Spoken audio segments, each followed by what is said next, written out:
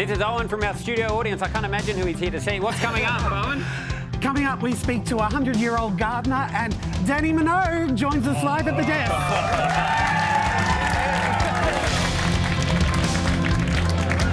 Coming up, from dance chart topper to queen of the small screen, the fabulous Dannii Minogue joins us live at the desk.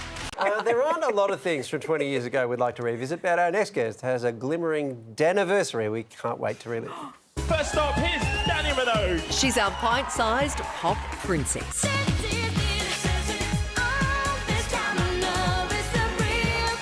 For decades, Dannii Minogue's tracks have dominated dance floors around the world.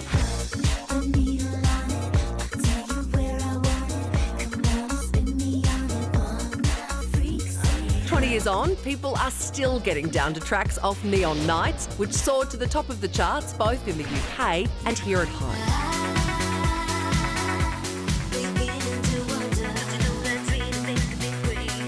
And to mark its Danniversary, she's re-releasing her hit album, and she wants to know...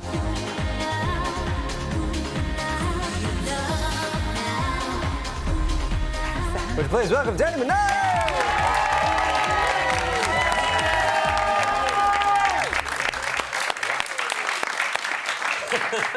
I think they're excited. Yeah, I am. Does this happen wherever you go?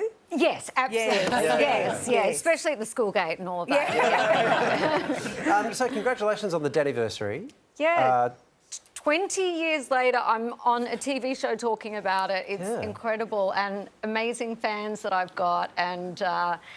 You said that like you know them, like they are at the school gate. They are amazing fans. They've come to a lot of my gigs and stuff. Yes, yeah. So does it feel like 20 years or more like 20 seconds?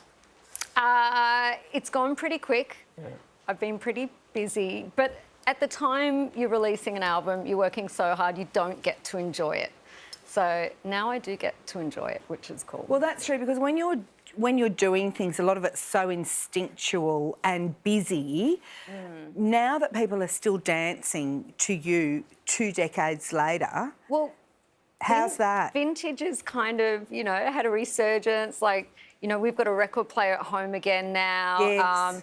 There's a cassette as part of the re-release, and my son kept asking me, how do cassettes work? And, you know, you have to teach them the pencil trick. I wanted to talk to you about this. So I have a 2004 Honda CR-V with a tape player, a cassette. I might be the last person in Australia with a cassette player that I use. So did you do this just for me? Man, I've got some great mixtapes that I found from the 90s that you would love. I mean, you put it in, they're just like, Do you think cassettes are going to have a revival in the same way that records have, vinyls have? Absolutely, yeah. They've become a big part of, like, a release package. My cassette one has glitter in it, of course.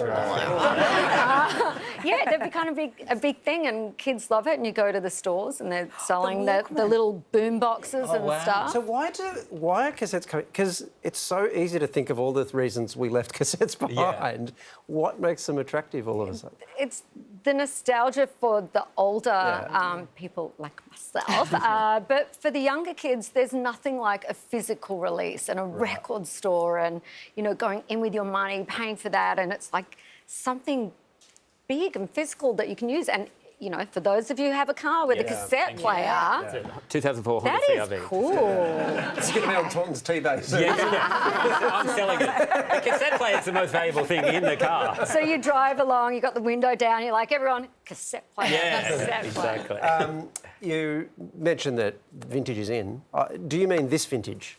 So, for example, this is what I think you're... Oh, my God.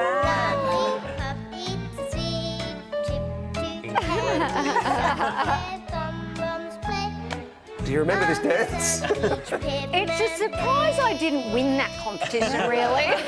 So this is your first ever appearance on Young Talent Time. It's 1979. It's incredible to look at that. I remember Do you remember it? Oh, God, I remember it. My grandma made the outfit for me. And wow. Yeah, she's still around. She's 103. She taught me how to sew. Yeah, no, I remember everything. Were you practising, like, in front of the family? Was it that sort of setup? Yeah, and you well, do it I went after to the dinner or... Johnny Young Talent School. Right. And so, you know, they taught us songs there, and I chose one of them, and that was it. Yeah.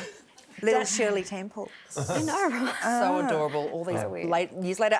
I learned a great word from your fans in the front row today. Yes. Monogamous. Oh, yeah. Which means absolutely adore everything Minogue. And we saw you and your sister Kylie perform at Pride. Ta-dum.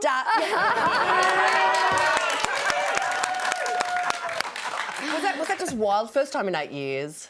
It was wild. It was the day before we were rehearsing, and the sound guy that I've worked with him before with Kylie, he said, gosh, it's been 8 years since your last performance. And at that point I went, oh gosh, that's why I'm so nervous. It was such a joy. Coming up from Melbourne to Sydney after lockdown to be able to enjoy a crowd of people and music. There's nothing like that, a live gig. Well, it's like what you share with your fans brings you together in a communion that's like very eternal, you know? You never forget a pop concert. And I just came back from London. One of the flight attendants came up to me and he said, stop doing it. And I said, what? And he said, surprising me. I was in London at Royal Albert Hall when you popped out from behind the stage. I was in Sydney at World Pride. And I said, OK, well, we're going to go for the 3, for the trifecta. Yeah. Oh, so you should stop turning up at his school gate. You really should. You can get your hands on Neon Nights this Friday, or you can pre-order online. I don't know what the cassette looks like, but that's the right give you a one. seat in my car. All the info is on our links page. Please thank Dannii Minogue.